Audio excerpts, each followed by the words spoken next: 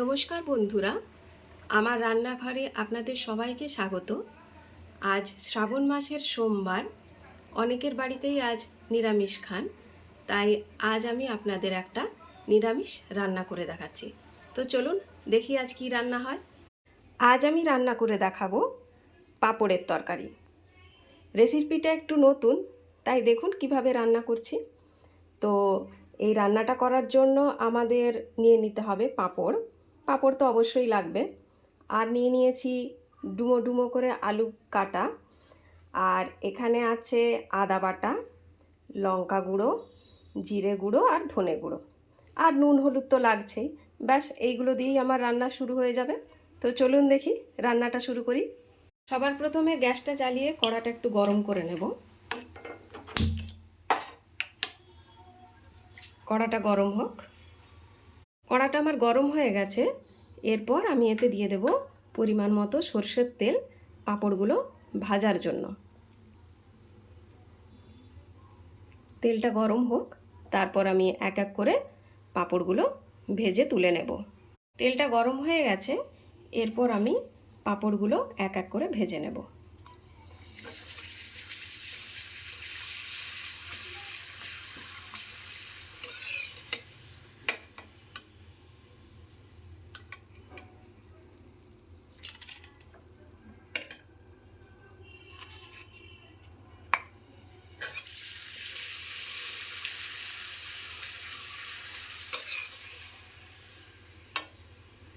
এইভাবে আমি পাঁপড়গুলো একটা একটা করে ভেজে নিয়ে ফেরত আসছি। দেখুন বন্ধুরা, পাঁপড়গুলো আমার সব ভাজা হয়ে গেছে। এরপর আমি কড়াইয়ে যে তেলটা ছিল, পাঁপড় ভাজার তেলটা, এর মধ্যে আমি এবার যে ডুমো ডুমো করে আলুগুলো কেটে রেখেছিলাম সেগুলো এই তেলের মধ্যে দিয়ে দেব।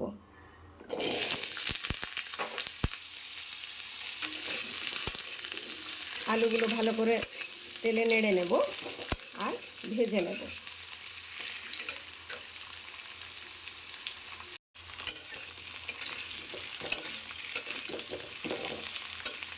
এরপর আমি এতে দিয়ে দেব পরিমাণ মতো লবণ,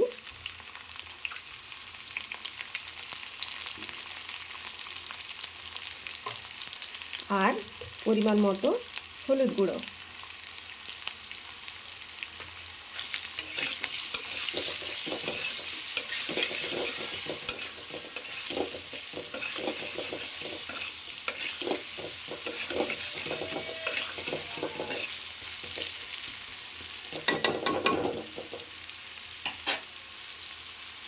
এরপর আমি গ্যাসের ফ্লেমটা একটুখানি কমিয়ে আলুটা ঢাকা দিয়ে দেব, যাতে মোটামুটি একটুখানি সেদ্ধ হয়ে যায়। এরপর আমি ঢাকাটা খুলে নেব, দেখব আলুটা ভাজা ভাজা হয়েছে কিনা। দেখুন বন্ধুরা, আলুটা আমার মোটামুটি একটু ভাজা ভাজা হয়েই এসছে। এরপর আমি এতে দিয়ে দেব আদা বাটা।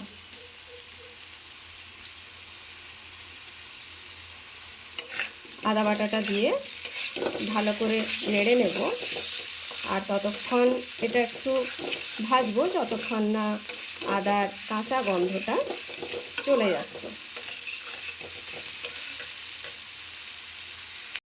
দেখুন বন্ধুরা, আমার আদাটাও আলুর সাথে মোটামুটি একটু ভাজা হয়ে গেছে আর কাঁচা গন্ধটাও চলে গেছে। এরপর আমি এতে দেব জিরে গুঁড়ো, ধনে গুঁড়ো আর শুকনো লঙ্কা গুঁড়ো, যেটা গুঁড়ো করে আমার রাখা ছিল সেটা আমি দিয়ে দেব।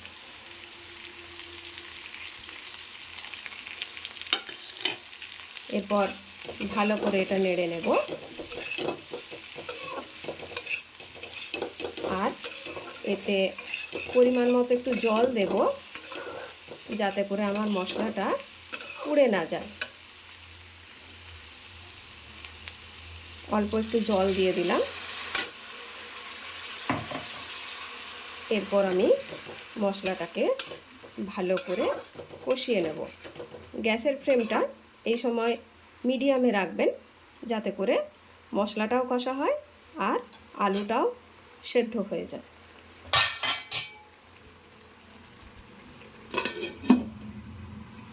কিছুক্ষণ পর ফিরে এলাম বন্ধুরা। এবার আমি ঢাকাটা খুলে নেব। দেখব মশলাটা কেমন কষা হয়েছে। দেখুন মশলাটা আমার সুন্দর কষা হয়ে গেছে, চারধার দিয়ে তেলও ছেড়ে দিয়েছে। ভালো করে আমি এবার এটা নেড়ে নেব। মশলাটা আমার কষা হয়ে গেছে। এরপর আমি এতে আরও একটু জল দিয়ে দেব।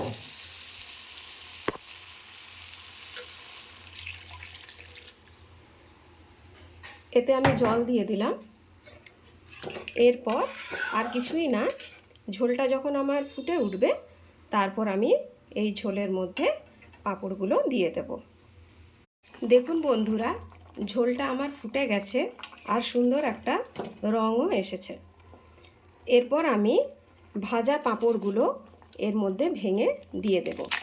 এইভাবে একেবারে গুঁড়ো করবেন না, এইরকম মোটামুটি ভাবে ভেঙে পাঁপড়গুলো দিয়ে দেবেন।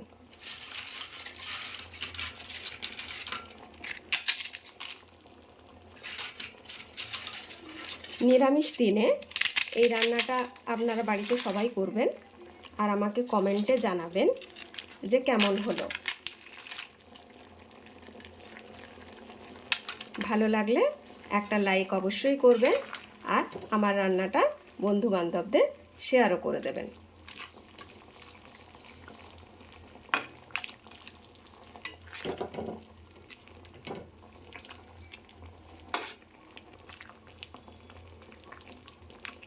এরপর আমি এটা 2 মিনিট মতো ফুটিয়ে নেব। দেখুন বন্ধুরা, আমার আলুটাও সুন্দর সেদ্ধ হয়ে গেছে।